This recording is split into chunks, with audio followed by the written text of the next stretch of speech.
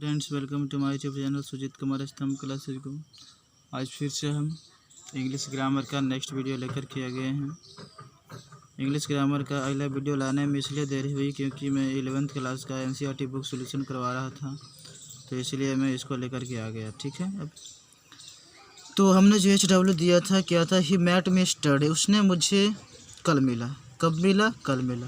इसमें आपको एडवर्ब जब पढ़ा रहा था तो उसमें आपको दिया था HW दिया था। ठीक है, तो आप तो जानते हैं कि ये क्या है, प्रोनाउन है। ये क्या है? प्रोनाउन। क्या है यह? प्रोनाउन। वह मिला, ठीक है ना। मेट क्या है यहाँ पे? वर्ब है। क्या है यह? वर्ब। किससे मिला? मुझसे मिला। हम का रिप्लाई मिला तो ये क्या हो गया? ये प्रोनाउन है। स्टडी क्या हुआ? ही मेट में, उसने मुझसे मिला। कब मिला? व्हेन का रिप्लाई मिल रहा है। किसका रिप्लाई मिल रहा है? व्हेन का। कब मिला? कल मिला। कब मिला? कल मिला। कब मिला? कल मिला। तो ये क्या हो गया? एडवर्ब। ये हो गया आपका adverb. He went to Agra, उसने, ही वेंट टू आगरा, वह कहाँ गया? आगरा गया। ही वेंट टू आगरा, तो ही क्या हो गया? आपका प्रोनाउन हो गया। ठीक है, वेंट क्या हो गया? आपका वर्ब हो गया। टू क्या हो गया? टू आपका प्रीपोजिशन हो गया। आगरा क्या? आगरा क्या है? आगरा नाउन हो गया। ठीक है, तब बतलाओ, ही वेंट, वह गया। कहाँ गया? टू आगरा। कहाँ गया? टू आगरा। तो ये जो टू आगरा यहाँ तक पूरा है, टू आगरा जो है, ये जानते हो क्या है? एडवर्ब। यह क्या है? यह एडवर्ब।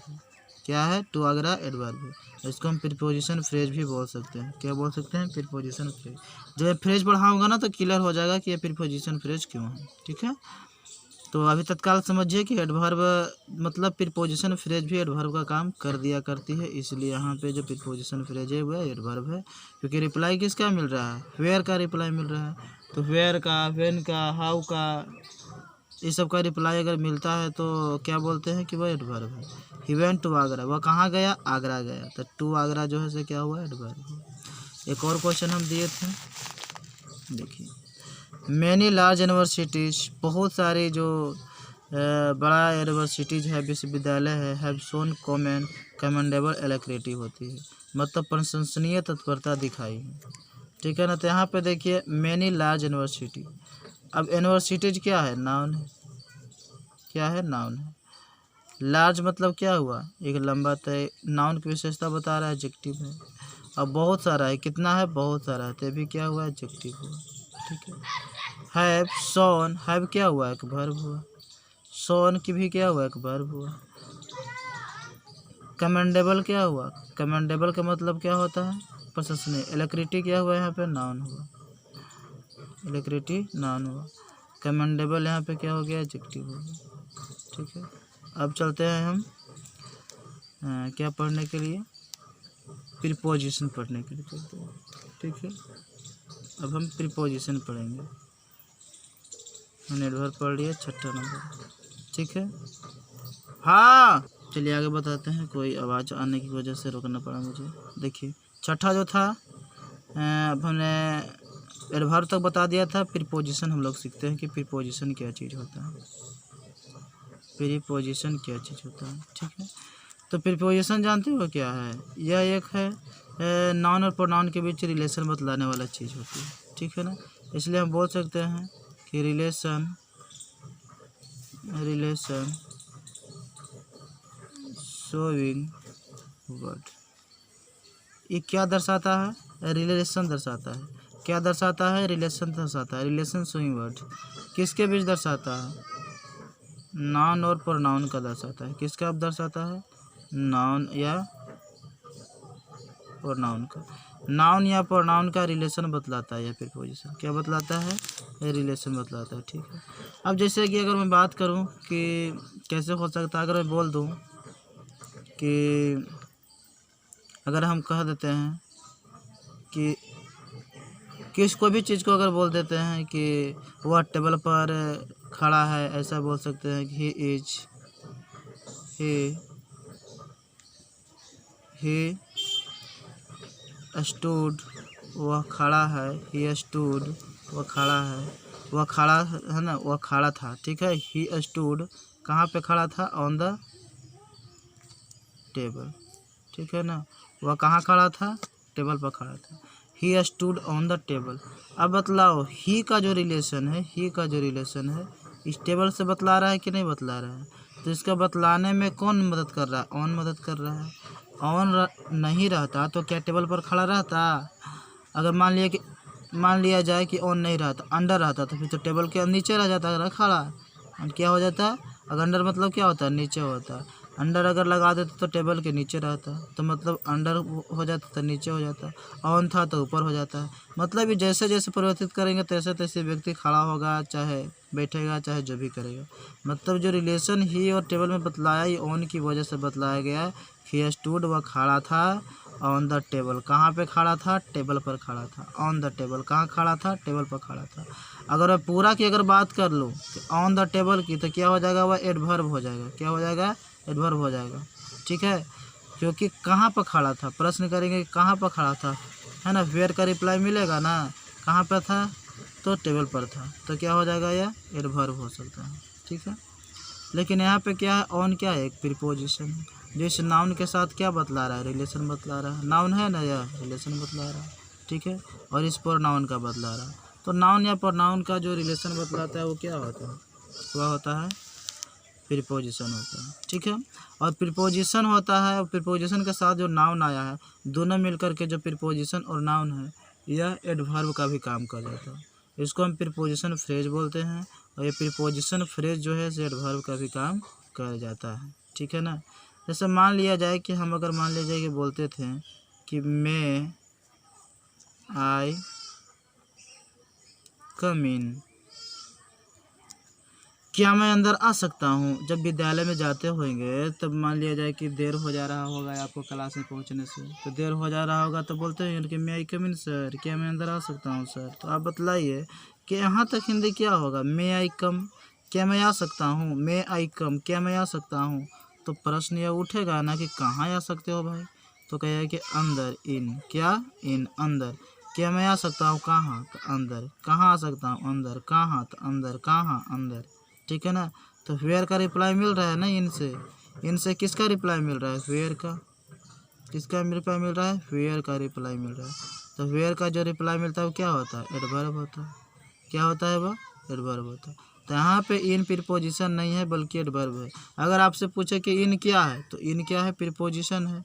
लेकिन अगर बात किया जाए कि इस सेंटेंस में इन क्या है, तो इस सेंटेंस में इन जो है से एडवर्ब है। ठीक है, क्योंकि यह किसी भी पार्ट्स ऑफ स्पीच की जो पहचान किया जाता है उसके सेंस पर निर्भर करता है कि वह क्या उसका अर्थ दे रहा है कोई भी सेंटेंस में, उसी के अनुसार निर्भर करता है। आप ही के सामने तो मैंने दिखा दिया ना कि ये प्रीपोजिशन है, और प्रीपोजिशन या एडवर्ब क्यों भाई? क्यों भाई है?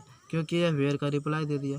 और वेयर का, व्हेन का, हाउ का और व्हाई का, इन चार चीज़ों का अगर रिप्लाई अगर दे देता है कोई वर्ड, तो वह क्या हो जाता है? वह हो जाता है एडवर्ब हो जाता है। ठीक है, चलिए। तो इस प्रकार से अगर हम बोलो कि आई लिव, मैं रहता हूँ, कहाँ रहता हूँ? In India. कहाँ में रहता हूँ? इंडिया में रहता हूँ, मैं इंडिया में रहता हूँ। ठीक है, आप बतलाइए कि इन क्या है? एक प्रीपोजिशन। इन क्या है? प्रीपोजिशन। इन है प्रीपोजिशन। इंडिया क्या है? इंडिया क्या है? इंडिया नाउन है। इंडिया क्या है? नाउन है। और आई, मैं क्या हूँ? एक प्रोनाउन है।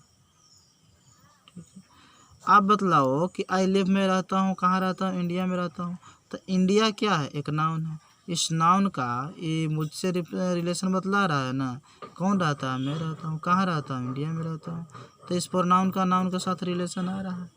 तो किसके सहारे आ रहा है? इन रहता, इन है तब ना हम इंडिया में रह रहे हैं। अगर कोई और रहता तो फिर दूसरा अर्थ हो जाता। तो इन क्या है? प्रीपोजिशन है, जो क्या रिलेशन बतला रहा है? इस नाउन और इस प्रोनाउन के बीच जो है से रिलेशन बतला रहा है, तब हम इंडिया में रह रहे हैं। तो अर्थात ये क्या है? प्रीपोजिशन। अगर पूरा की बात कर लो, इन से लेकर के इंडिया तक, इन से इंडिया तक क्या हो जाएगा? आई लिव, में रहता हूँ, कहाँ रहता हूँ? आई लिव, में रहता हूँ, कहाँ रहता हूँ? In India. इन इंडिया, कहाँ रहता हूँ? भारत में रहता हूँ। तो इन इंडिया पूरा क्या हो गया? एडवर्ब हो जाएगा। इन इंडिया क्या हो जाएगा? एडवर्ब हो जाएगा। ठीक है ना? इन इंडिया क्या हो जाएगा? एडवर्ब, जिसको आप प्रीपोजिशन फ्रेज भी बोल सकते हैं। इसको क्या बोल सकते हैं? प्रीपोजिशन फ्रेज भी बोल सकते हैं। क्या बोल सकते हैं? प्रीपोजिशन फ्रेज भी बोल सकते हैं। ठीक है, तो अर्थात प्रीपोजिशन फ्रेज भी क्या बन जाती है? या या एडवर्ब बन जा सकती है, ठीक है ना। तो इस प्रीपोजिशन के कारण ही आई का संबंध इंडिया से रहा। तो इस प्रकार से जितना आप चाहो उतना आप बना सकते हैं। तो मुझे लगता है कि इसे आप समझ गए होंगे। अब चलते हैं हम कंजक्शन की ओर, ठीक है। देखिए अब हम कंजक्शन बतलाने वाले हैं। कंजक्शन क्या चीज़ होता है उसके बारे में जानते हैं। तो 6 तक हो गया था, अब 7 नंबर देखिए कंजंक्शन। देखिए कंजक्शन क्या होता है। कंजक्शन क्या है, कंजक्शन है क्या, एक तरह से आप समझिए ना कि फेविक्विक है।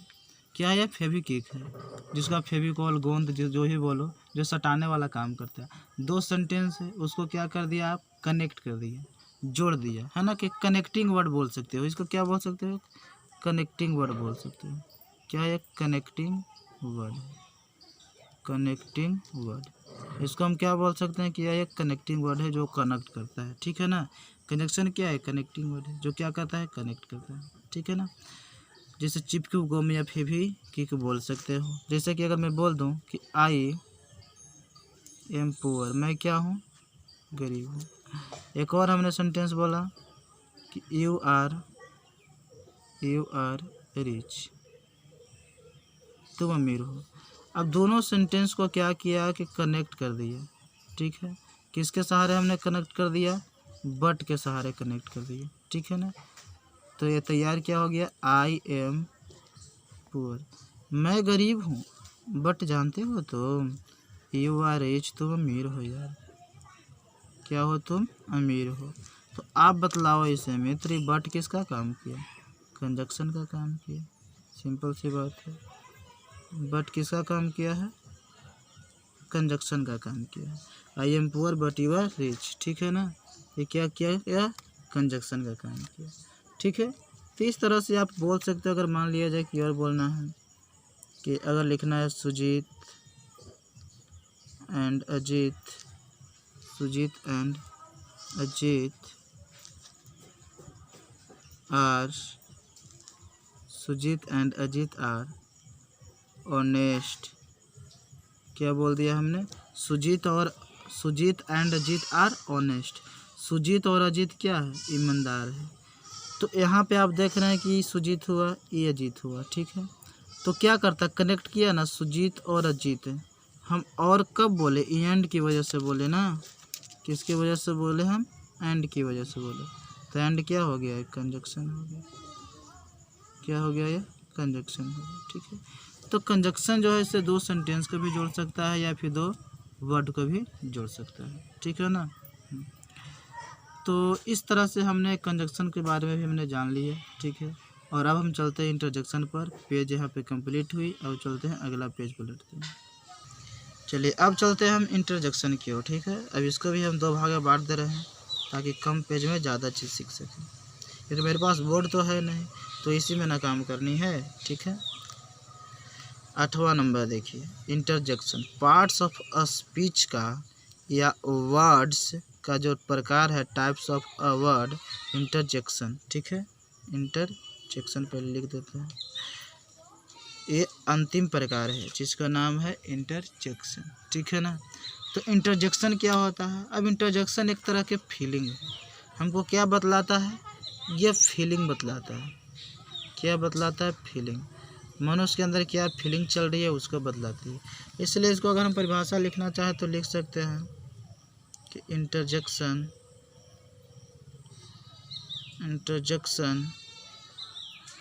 इज ए वर्ड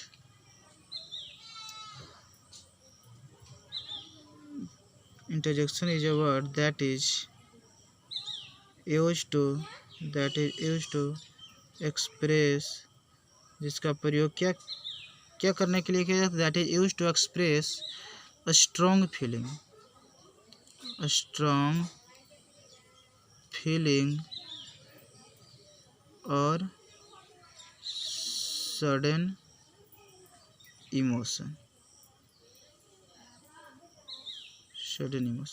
इंटरजेक्शन एक ऐसा शब्द है दैट इज यूज, जिसका प्रयोग किया जाता है टू एक्सप्रेस, व्यक्त करने के लिए, स्ट्रॉन्ग फीलिंग, मतलब जो आपके अंदर जो जो फीलिंग आती है आपके अंदर, जो अनुभूति आती है आपके अंदर, जो भावनाएं उत्पन्न होती है, जो सडन इमोशन उत्पन्न होती है, जो आपके अंदर जो भावनाएं हैं उस चीज़ को आपको, जो अचानक आपके अंदर जो भावना आ जाती है, जो अचानक आ जाती है, उसको व्यक्त करने के लिए क्या इस्तेमाल करते हैं हम? इंटरजेक्शन का इस्तेमाल करते हैं। कैसे, अगर मान लिया जाए कि आप, जैसे कि ये जो फीलिंग जो है ना, वो जैसे में आप लिख सकते हैं इज कार्ड, उसको क्या बोल देंगे हम? इसको आप लिख दीजिए इज कार्ड, इसको हम क्या बोल देंगे यार? इसको बोल देंगे इंटरजेक्शन। क्या बोल देंगे? इंटरजेक्शन बोल देंगे। ठीक है, चलिए हो गया। अगर हम कहना चाहें जैसे पहले आप इसका लिख लीजिए कि क्या चिन्ह, इंटरजेक्शन को पहचानना है ना, तो ये आप देख लीजिएगा। ठीक है ना, इस टाइप से लिखा हुआ होगा। ठीक है, तो एक्सक्लेमेटरी मार्क्स जिसको बोलते हैं, है ना, तो विस्मयवादी बोधक चिन्ह जिसको बोलते हैं, हिंदी में बोल सकते हो। जैसे बोलते हैं अलास, अलास, वाओ वाओ, कितनी सुंदर है रे।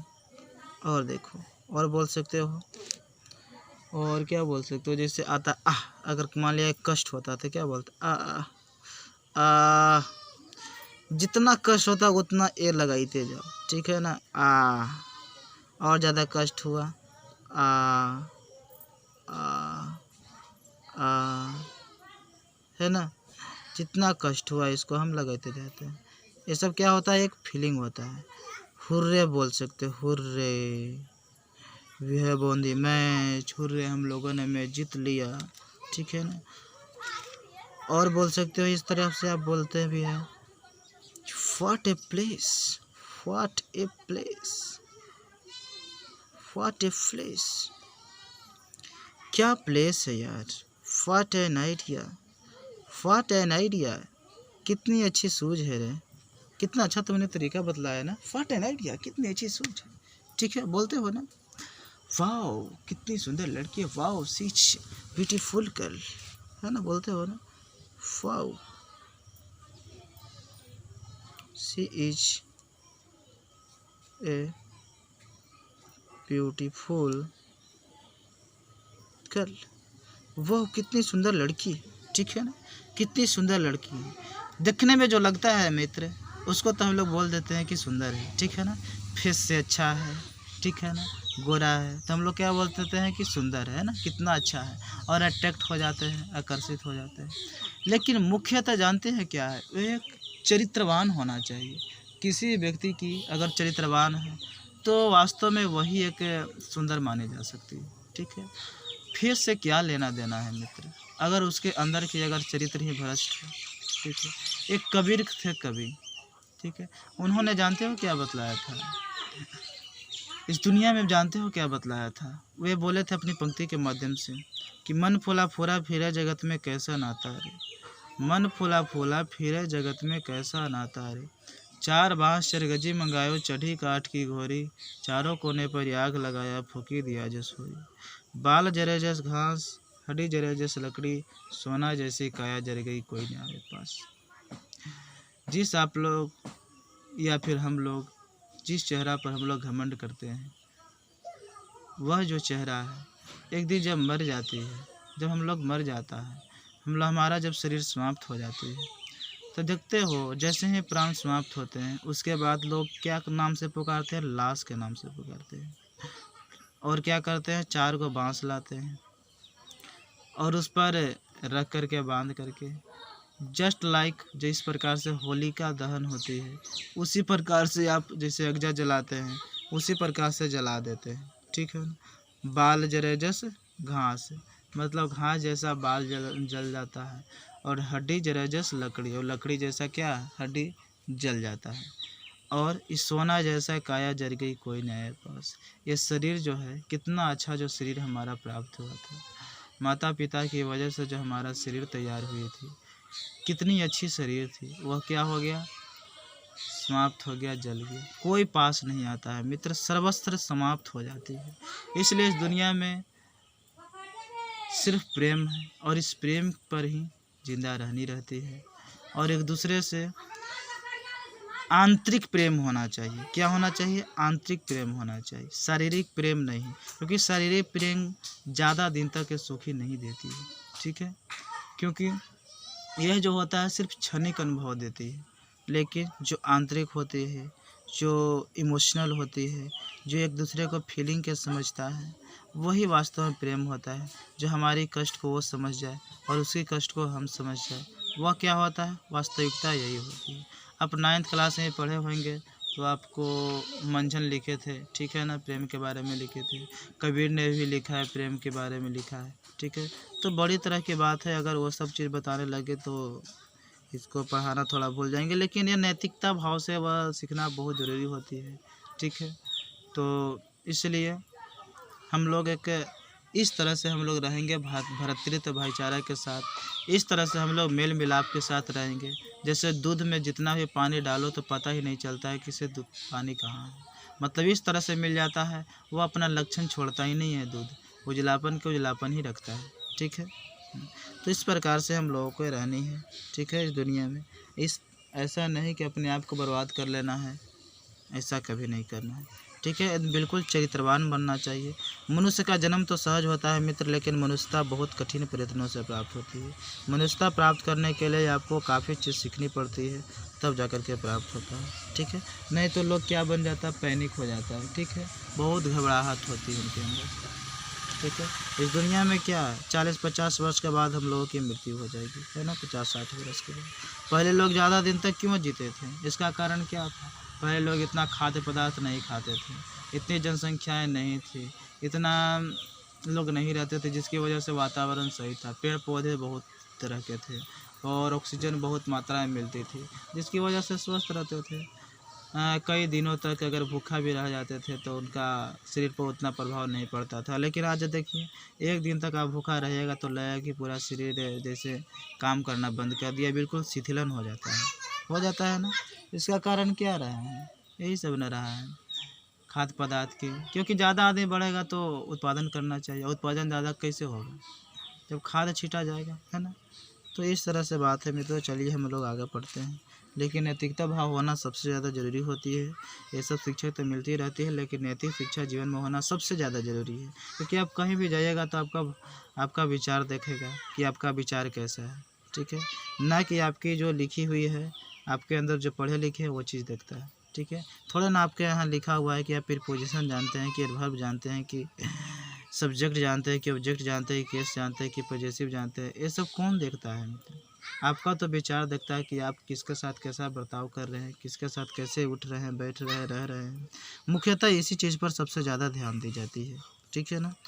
और यही शिक्षा का मुख्य लक्ष्य भी है।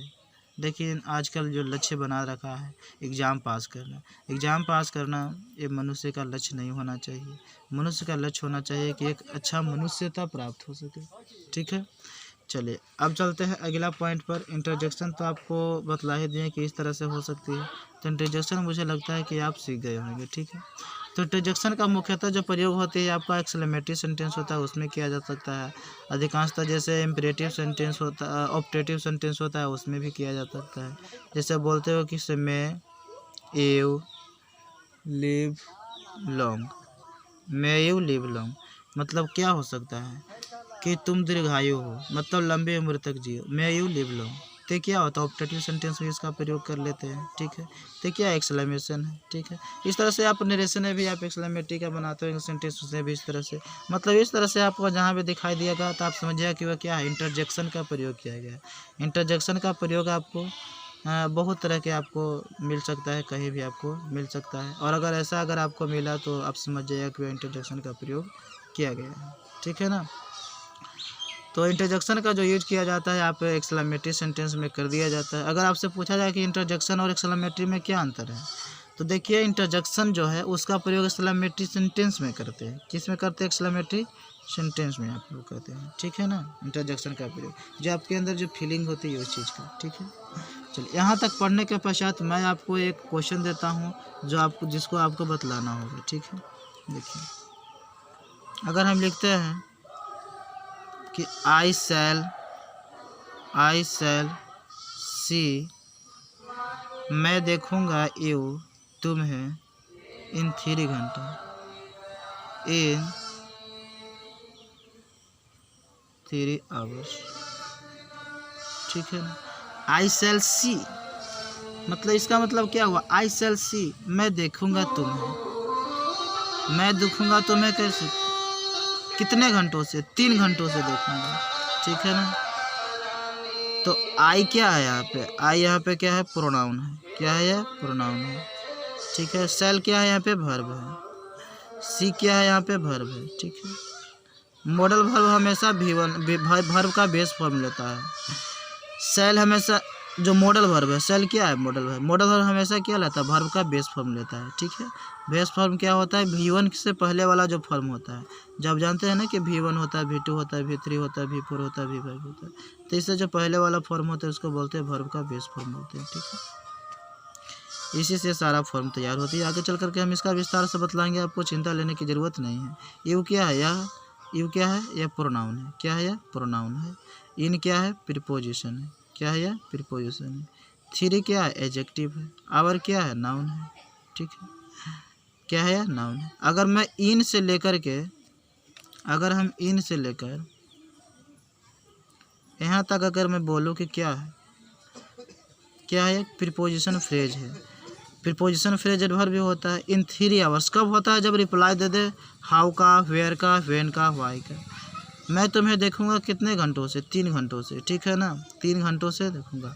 कहने का मतलब क्या हुआ, 3 घंटों से, कब से, 3 घंटों से। तो व्हेन का रिप्लाई मिल रहा था, क्या हो जाएगा, यह एडवर्ब हो जाएगा।